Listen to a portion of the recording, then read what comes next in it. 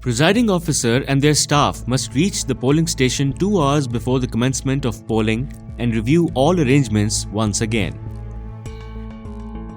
Open the large green bag and then check and distribute the election material and stationery items among the staff as prescribed. Be reminded that small white and light green bags containing ballot papers have to be opened at the time of polling in presence of polling agents. Presiding officer and polling staff should put on their respective badges. Mark the polling booths with cards, gents and ladies, and place National and Provincial Assembly ballot boxes in each polling booth. Only voters, polling agents, election agents, candidates, authorized observers, and those carrying permission from the returning officer or election commission can enter polling stations during voting. However, one person can accompany to assist a voter having any disability. Presiding officers will now distribute election material and stationery among polling staff. Distribution of voter list. Presiding officers will distribute voters list according to the information given in Packing Invoice Form 36 in the following manner. Distribute the list of male and female voters according to their respective booth. Do not divide any page of the list into two. In a joint polling station having two booths, one each will be for men and women. Therefore, men and women sections in the voter list will accordingly be separated. In a polling station comprising 3 booths, 2 will be specified for men and 1 for women. Voter lists will be divided accordingly. Try to divide the male voter list into 2 equal parts. In a polling station with 4 booths, 2 each will be for men and women. Therefore, divide the voter list into 2 equal parts. In case the polling station has more than one statistical code, the same procedure will be adopted for each block. This process will be adopted for distribution of voter lists of both National and Provincial Assembly. Distribution of ballot papers. Sealed bags containing ballot papers should be opened at scheduled time in presence of candidates, election agents or observers. In the event of their absence, presiding officers should start polling by opening the bags in front of their staff. However, they must record in writing the statement of polling staff that the sealed bags were opened in front of them. Check the first and last serial numbers of the green ballot papers for National Assembly and white ballot papers for Provincial Assembly according to the Packing Invoice Form 36. As a precaution, note down the serial number of each ballot paper book and count the serial number of its pages. Make sure only one ballot paper book at a time is issued to any assistant presiding officer. Show empty ballot boxes to candidates, polling agents or observers present in the polling station. Make them note down the seal numbers and seal the ballot boxes. And get confirmation of this process from the persons present on Form 42. At the end of polling, or if a ballot box gets filled to the brim, close the slits in the lid and lock it down with a new seal. Make polling agents note down this seal's number as well. To open the ballot boxes, break the seal tag. However, make sure that polling agents or other authorized persons present in the polling station check the seal numbers. Do bear in mind that ballot boxes will be opened only at the end of polling before the counting of votes. Voting process. Responsibilities of a polling officer. Polling officer will check the mark of indelible ink at the joint of a voter's right thumb when they enter the polling station. After that, they will check the voter's original CNIC and match the particulars with those in the voter list. Remember that those in possession of an expired CNIC can also cast their vote. However, photocopy of the ID card or any other document is not acceptable.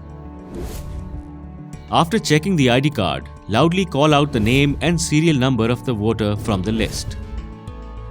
Mark the voter's right thumb with indelible ink and get their thumb impression in front of their picture. Get the impression of left thumb for men and right thumb for women.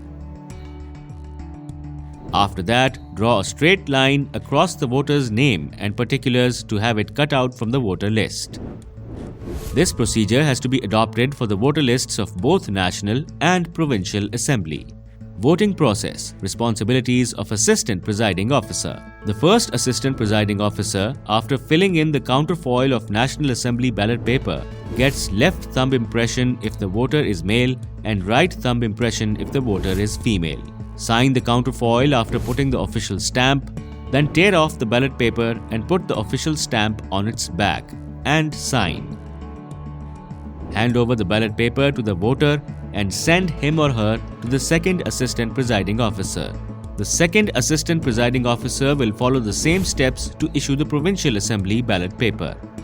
The second Assistant Presiding Officer will also guide the voter about folding the ballot paper and send them towards voting screen with the 9-box stamp,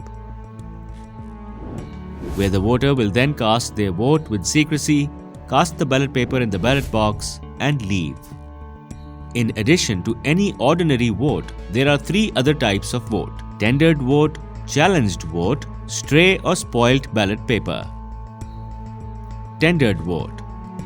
In the event of a voter coming to cast vote with no indelible ink mark on the thumb, but their name is already struck off from the voter list, the presiding officer will allow the voter to cast tendered vote after verifying their identity. Action can be taken under the sections related to impersonation if the presiding officer is not satisfied with regard to the voter's identity.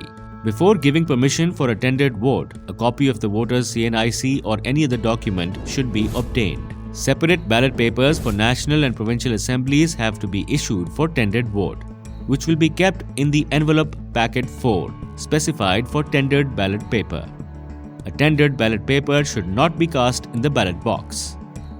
Presiding officers are required to maintain separate lists of tendered votes, Form 43, for national and provincial assemblies. They will enter the voters' particulars on the form and secure their signatures and thumb impression before allowing them to leave. Tendered ballot papers should be counted separately and then added to the total count. Tendered votes list Form 43 and copies of the voters' CNIC will be placed in packet 14 and submitted to the returning officer. Challenged vote. Candidates or their polling agents have a right to challenge the vote of any person if they suspect the voter has already cast his or her vote or he or she is impersonating. The challenger should be informed that they may have to prove the charges in a court of law. An amount of ₹100 may also be collected against each challenged vote and a handwritten receipt issued. The entire amount will finally be handed over to the returning officer after polling. However, the voter has to undergo the routine process. Challenged ballot papers should not be cast in the ballot box. All challenged ballot papers should be placed in packet 7 and particulars of the voters, their signatures and thumb impression recorded in challenged votes list Form 44. Separate lists have to be maintained for national and provincial assemblies. Stray and spoilt ballot papers. A ballot paper duly issued and found lying inside or outside the polling station will be considered as a stray or spoilt ballot paper. If a ballot paper gets torn or marked by mistake or gets damaged and is rendered unusable, it will be considered as a spoilt ballot paper. Presiding officers will write "cancelled" on the back of such ballot papers. Write "cancelled" on ballot papers with signed counterfoil and place the spoilt ballot papers in packet 10.